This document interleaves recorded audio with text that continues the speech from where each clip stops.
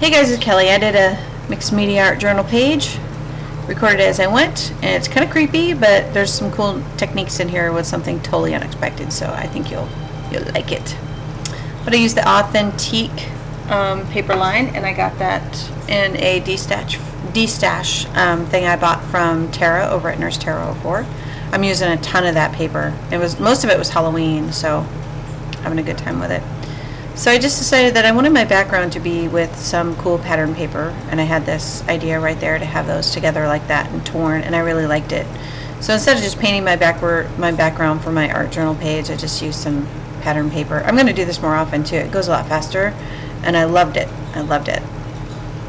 So, and I got this down to 13 minutes. I cut out a lot of the boring stuff, like just gluing stuff down and hemming and hawing about where I'm going to put stuff, but hopefully you can still gain something from it, and it can inspire somebody. But I love that Harlequin paper. I have my video camera at a different angle so you can't see that there's print on the orange part, or script on there. It's really cool. So I wound up just gluing that down, gluing that together. And I used the 3M glue, which is okay, but I got this other tacky glue that I haven't used. I bought it about a year ago, well, probably over a year ago, and I haven't used it, but I started using it on this project, and I really liked it.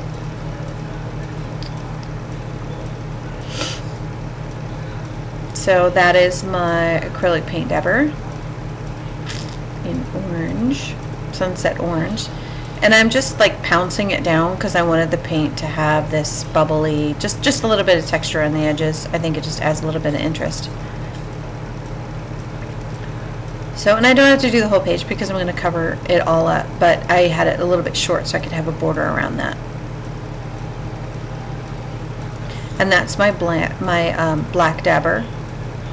And I'm just mixing those colors together and then kind of toning down the sharpness of it with a baby wipe.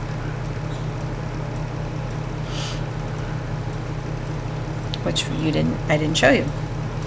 So, and then I chose to put it down with Mod Podge, and then after I did it, I wish that I didn't do that because it kind of bubbled in places, and I probably would have been better just using a tacky glue. I don't know, I just didn't like how it bubbled, but it still wound up really great, so I don't care. But I should have Mod Podged on top of it to seal it for all the other things I wanted to do to it, and then just glue it to the page the other way, because I had to fuss with it to get it straight and get all the bubbles out of there.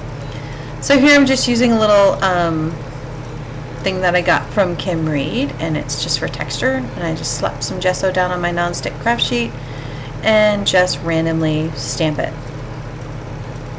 You get those at any store, like Walmart has them, and you put them on your shelves so your glasses and things don't slide and shift, or under a rug, all kinds of purposes. And here I'm showing you, I made a bunch of masking tape and inked it, just made my own kind of washi tape type thing out of masking tape.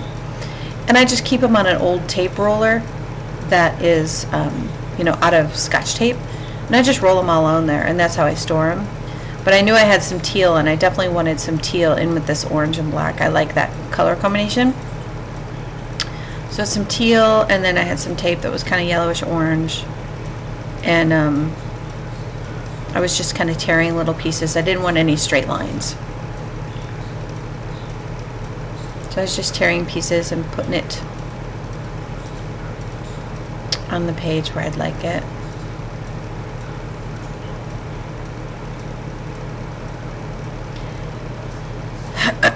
And then I had previously stamped a couple tags, and the tags are the inspiration for this page and why I did it. It's using the urban stamps. I got that from Fiona Jennings in Iraq. I love that stamp. It's amazing. So I love it. I love it. It's the first time I'm getting to use it. So I was really happy with it. So then I'm just using archival ink because I know I'm going to do some glue and some liquid medium on top of it. So I'm using archival ink to ink the edges of my tags. And I have a little pocket there. It's like a paper pocket. I've had those for forever and a day. And I thought I was going to put them in a pocket, and I actually decided against that. So they're really cool, and I wanted to show off that stamp on that page. I liked it. So that is the Adirondack paint dabber in the color is Pool. It's a real pretty turquoisey blue. And I haven't used it for a while, so it got all gummed up. So I'm just adding water and mixing it up. And that's the only thing I don't like about those is my dabbers keep getting all gummed up, and you have to keep playing with them. I have to wet the dabber and then squish it in, and then it winds up working really well. But what I wanted was some turquoise splatters. I probably should have gone with a little bit of a darker color. I look at the page today because I did this last night, but that is the cool technique that I want to tell you guys about. That little thing is the oh, what's it called? It's one of those brushes that you brush on like garlic butter with, and it's silicone, so it cleans really easy. And I use it for so many different things. It's a really cool tool. So it's like a brush. You'd use it in your kitchen. So go search in your kitchen and pull out your silicone brush, and then you can use it for art journaling. You can use it to get texture, all kinds of stuff. So there's some yarn that I bought specifically for art journaling and canvases and mixed media projects, just for the texture for it alone. Because I don't knit or sew or anything. Me and needles and thread, we don't see eye to eye. Never have. I almost failed home ec. When the sewing part came along, me and the sewing machine, we went rounds. I could not get it to work. Left an impression. So I just inked that with some archival ink. Wasn't sure where I was going to go with it yet, but I knew I definitely was going to put it on the page somehow, some way.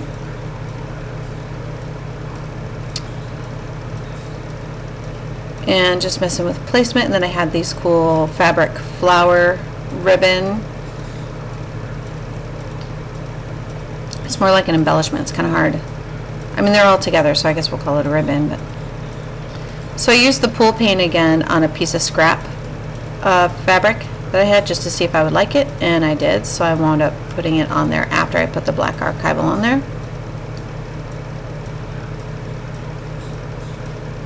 Got a little sticky, but it dried okay.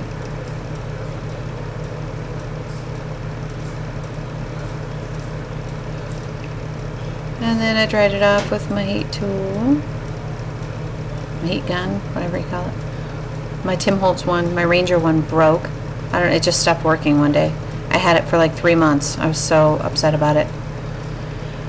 But since it was a freebie from Ranger in a replacement deal, I didn't complain. So there I am using that tool again.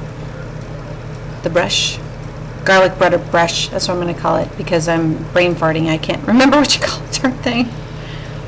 But I love it because you can add polka dots with it, you can splatter with it, you can add texture. It's a cool tool. It's my new favorite. Temporary favorite. I have lots of favorites. So I'm just using my tiny attacher to add some fiber type ribbon on my 2 tags. And I was debating, am I going to glue these down? Am I going to staple them down? I wasn't sure. But there's that tacky glue that I was telling you about. And I think I got that, I'm 99% sure that I actually got that through Wild Orchid Crafts like 2 years ago. A long time ago. It's really good tacky glue. I'm sitting here going, why the heck haven't I used this? It's really good. It's called the Crafters API's Crafters Pick. Incredibly tacky all-purpose glue. It's good stuff. So I missed where I was at. So that's just a Sharpie pen, and I'm just highlighting the spider that's coming down from that spider web.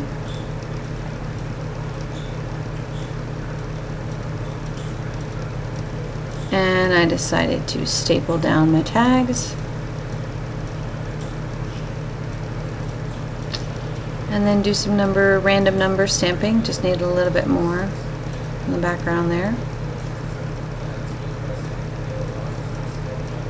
And I'm just using the wax paper to mask off part of the stamp because I just wanted it randomly here and there and completely imperfect.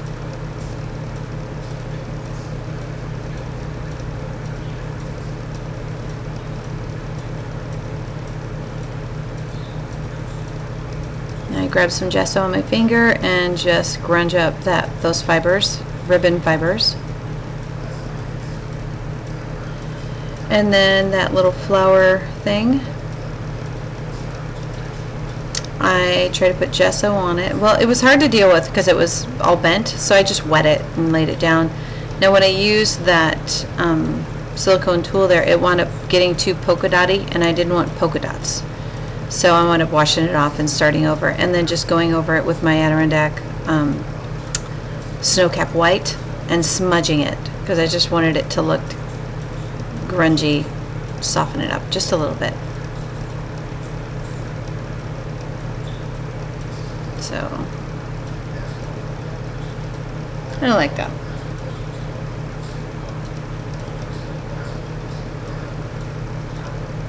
So I'm just gluing it down.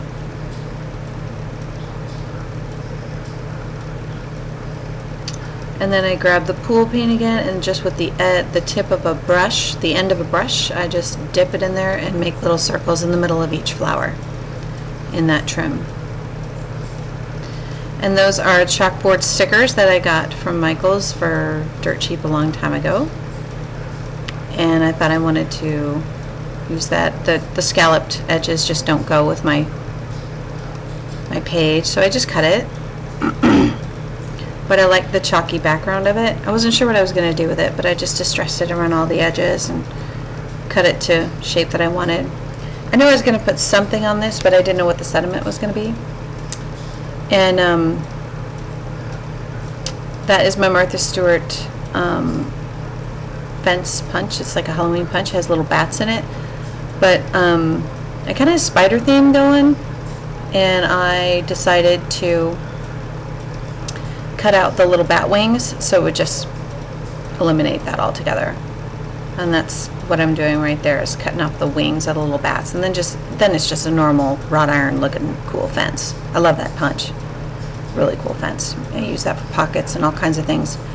And there's a lampshade or lamp post stamp that I've had for a long time, and decided to stamp it on that paper because I had like some webbing in the background, and then I was kind of like, why the heck did I do that? Because I wound up fussy cutting it out after I stamp it.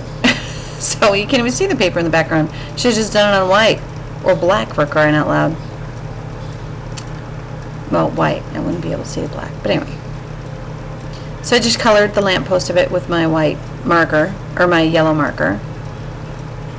And my camera ran out of battery. It always happens to me. So I'll have to fill you in here in the end. But I just put the word C with some Tim Holtz stickers on there, and then glossy accented it, and then I glossy accented the lamppost too. So there's some things that we missed, but those are the end pictures.